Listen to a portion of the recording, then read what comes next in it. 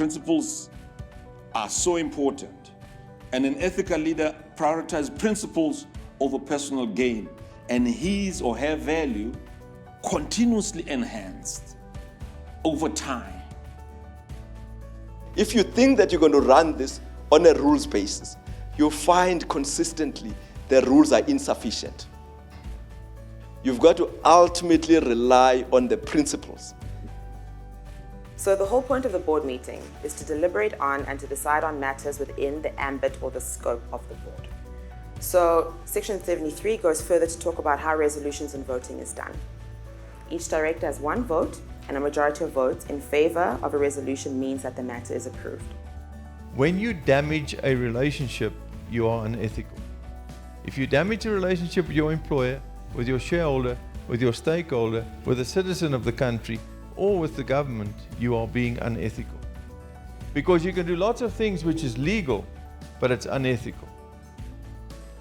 If you are competent and not ethical, chances are you will commit sooner rather than later one of the sins that will actually nullify your competence. Doing right and avoiding wrong is all very well, but unless your leadership, your corporate governance rests on those two, you're not going to be a good leader. The best thing to protect yourself is to let people know who you are. Disclosure is critical, otherwise you become a prisoner, a permanent prisoner. The importance of this program would be to kind of shape the future leaders and equipping us right now with the right corporate governance and ethical leadership steps on what to do. I feel like going forward in the future and in our leadership journeys, this is a good step.